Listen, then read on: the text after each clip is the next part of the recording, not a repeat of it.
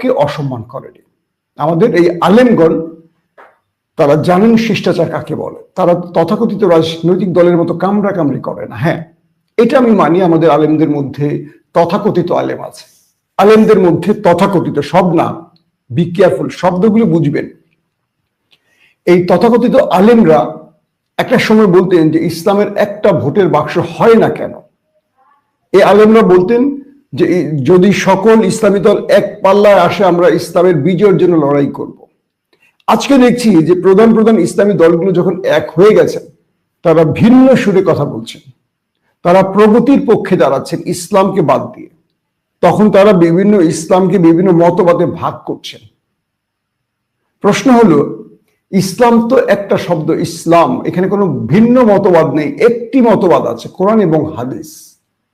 আল্লাহর আইন, সৎ লোকের শাসন প্রতিষ্ঠায় কেউ যদি মতবাদ, এটা কিন্তু জামাতের স্লোগান না, এটা মুসলমানদের স্লোগান। কেউ মনে করবেন যে জামাতের কথাটা বলছেন কেন, না, এটি বিএনপিরও স্লোগান, আল্লাহর আইন, সৎ লোকের শাসন। কিভাবে?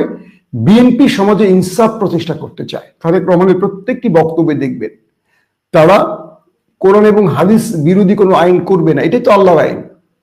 তারা সৎ লোকের শাসন, তারা দুর্নীতি বন্ধ করবে, ঘুষ বন্ধ করবে। এটা কি সৎ লোকের শাসন নয়? এখন বিষয়টা হলো, যারা আলেমদের সাথে বাকি আলেমদের মধ্যে একটা সমস্যা তৈরি করতে চায়, সোশ্যাল মিডিয়া তারা এটাকে খুব বড় করে প্রচার করছে। আবার কেউ বুঝে না বুঝে, যারা জামাতি তারা দায়ী করছে এক পক্ষকে, যারা বিএনপি তারা দায়ী করছে আরেক পক্ষকে। বাস্তবিক অর্থে মঞ্চে এমন কোনো ঘটনা ঘটেনি। আলেমরা তাদের কাছ থেকে, তারা রাজনৈতিক নেতা, আগামীতে তারা পার্লামেন্টে যাবে, আইন প্রণয়ন করবে, তাদের উপর চাপ তৈরি করেছে যে আপনারা এই নির্দেশনাটাই আমাদের দিয়ে যান যে আগামীতে আপনারা ক্ষমতায় বসলে আইন করে তাদেরকে অমুসলিম করবেন। এটা তো আলেমদের দাবি ছিল রাজনৈতিক নেতাদের কাছে, তাদের তো অসম্মান করেনি। যারা যারা এরকম ফেসবুক পোস্ট করেছেন দ্রুত ডিলিট করেন, ক্ষমা চান।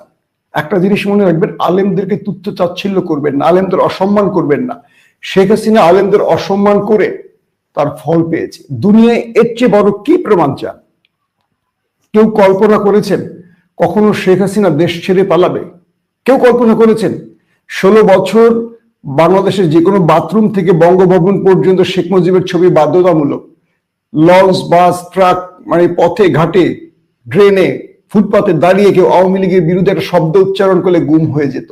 আজ আওয়ামী লীগ খুঁজেই পাওয়া যাচ্ছে না, গর্তে চলে গেছে। একজন নেতাকে দেখছেন 5 তারিখের পর আওয়ামী লীগের যে লিড দিয়ে রাজপথে একটা মিছিল বের করেছে? এখন আওয়ামী লীগ বস্তা মাথায় ঢুকিয়ে দিয়ে, মুখ ঢেকে, চোখ মুখ ঢেকে বস্তা পরে মিছিল করে, জয় বাংলা, জয় বাংলা। ঘরের মধ্যে একটা ছোট্ট কি বলে ব্যানার বানিয়ে 4-5 জন কি মানে স্লোগান তুলে, জয় বাংলা। গত 16টা বছর এরা কি করেছে? এটা কি আল্লাহর পরিকল্পনা নয়? যারা আল্লাহকে বিশ্বাস করেন তারা বোঝেন যে এটা আল্লাহর পরিকল্পনা। আর যারা নাস্তিক তারা হয়তো মনে করেন যে এটা প্রাকৃতিক ভাবে হয়ে গেছে। তাদের জন্য আমার এই নসিহত নয়, একদম সোজা বাক্যের কথা বলছি। মাওলানা ফজলুর রহমান তিনি বক্তব্য রেখেছেন, তিনি ইমরান খান সরকারের পতনে সবচেয়ে বড় ভূমিকাটি রেখেছেন এবং পুরো পাকিস্তানে তিনি ব্যাপক সমালোচিত হয়েছেন। ইন্টারেস্টিং ব্যাপার যে নির্বাচনটি লাস্ট ফেব্রুয়ারিতে হয়ে গেল, সেই নির্বাচনে এই দলটি ভরাডুবি হয়েছে ইমরান খানের বিরুদ্ধে, পিডিএম অর্থাৎ দুর্নীতিবাজ পরিবারতন্ত্রের পক্ষে দাঁড়াবার জন্য, অর্থাৎ পিপলস পার্টি এবং মুসলিম লীগ নুন, নওয়াজ শরীফ এবং বেলওয়ালদের পক্ষ নিয়েছিল মাওলানা ফজলুর রহমান। তারপর ভরাডুবি হয়েছে তার। এবং মজার ব্যাপার হলো, সাম্প্রতিক সময়ে এই দলটি, জমিয়ত, এই দলটি ইমরান খানের পিটিআইয়ের সাথে বিভিন্নভাবে একসাথে কাজ করার চেষ্টা করছে। তার মানে একটা ধাক্কা খেয়ে তিনি বুঝতে পেরেছেন কি ভুলটা তিনি করেছেন।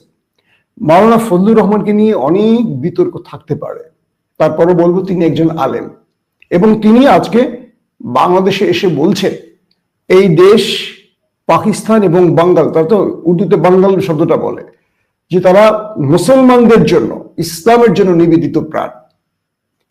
পাকিস্তান বাংলাদেশ আলাদা রাষ্ট্র হলেও এই দুটো দেশের মানুষ কখনো আলাদা নয়।